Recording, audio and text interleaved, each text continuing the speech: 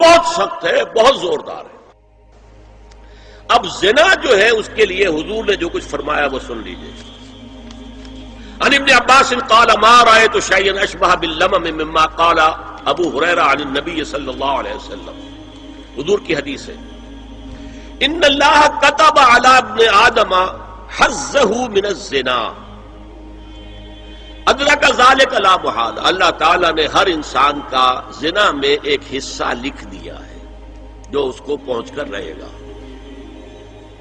فزنا العین النظر، آنکھوں کا زنا ہے نامحرم عورت کو دیکھنا، یہ بھی زنا ہے۔ اگر زنا کو روکنا ہے تو یہاں پر بھی قدغن لگے گی۔ ایک جگہ آیا ہے حدیث میں النظر سہم، یہ تیر ہے، یہ نظر جو ہے نگاہوں کے تیر۔ یہ تو آپ شاعری کے اندر بھی اور گانوں کے اندر بھی نگاہوں کے تیر سنتے ہیں کہ نہیں سنتے؟ النظر سہم، یہ تیر ہے۔ وزن اللسان النطق یا منطق، زبان کا زنا ہے کسی عورت سے گفتگو کر کے چٹخارے لینا۔ عورت کی آواز میں بھی ایک لوچ ہے، حسن ہے۔ اللہ تعالیٰ نے اسے سراپا ایسا بنایا ہے کہ مرد کے لیے اس کی ہر شے کے اندر اٹریکشن ہے، اس کی آواز میں اٹریکشن ہے۔ والنفس تمنا و تشتہی، اور باقی رہ گیا نفس، وہ تمنا کرتا ہے کہ اب میں اس سے آگے بھی بڑھوں اور زنا بھی کر لوں۔ والفرج یصدق ذلک کلہ اور یکذب، لیکن یہ ہو بھی سکتا ہے نہیں بھی ہوتا، لیکن یہ زنا تو کر چکا نا۔ کان کا زنا اس نے کر لیا، آنکھ کا زنا اس نے کر لیا، زبان کا زنا اس نے کر لیا۔ ایک تو زنا کی تعریف میں لائے۔ ایک اور روایت ہے جو مسلم میں ہے، عن ابی ہریرہ کتب علی ابن آدم نصیبہ من الزنا مدرک ذلک لا محالہ فالعینان زناہما النظر والاذنان زناہما الاستماع واللسان زناہما الکلام والید زناہا البطش والرجز زناہا الخطأ والقلب یہوی وتمنا۔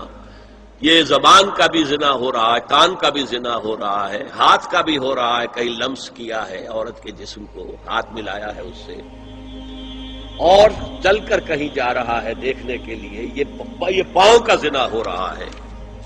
یہ ہے زنا کی شکلیں جو محمد الرسول اللہ صلی اللہ علیہ وسلم نے بیان کی۔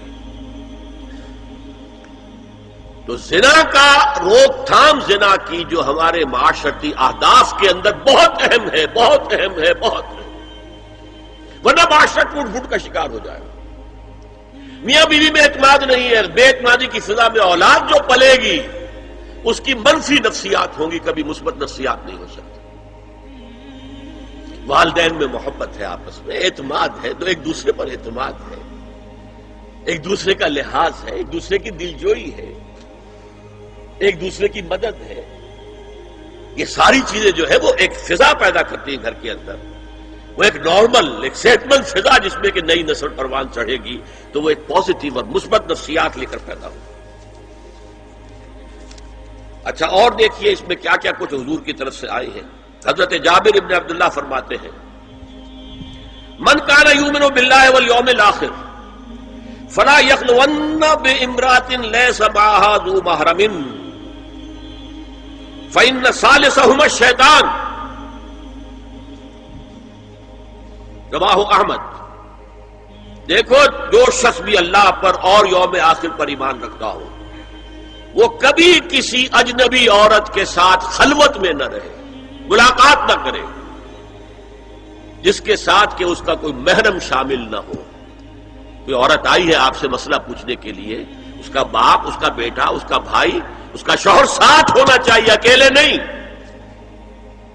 اس لیے کہ ثالثہما الشیطان۔ جہاں یہ ایک مرد اور ایک عورت جو ایک دوسرے کے لیے نامحرم ہے، جب ملیں گے تیسرا وہاں شیطان موجود ہوگا۔ اسی طرح حضرت ابن عباس کی روایت ہے، لا یخلون رجل بامرأۃ الا ومعها ذو محرم ولا تسافر المرأة الا مع ذی محرم۔ کوئی مرد کسی عورت کے ساتھ خلوت میں نہ ہو، اکیلے نہ ہو، مگر یہ کہ اس عورت کے ساتھ اس کا محرم موجود ہو، اور کوئی عورت سفر نہ کرے جب تک کہ اس کے ساتھ محرم موجود ہو۔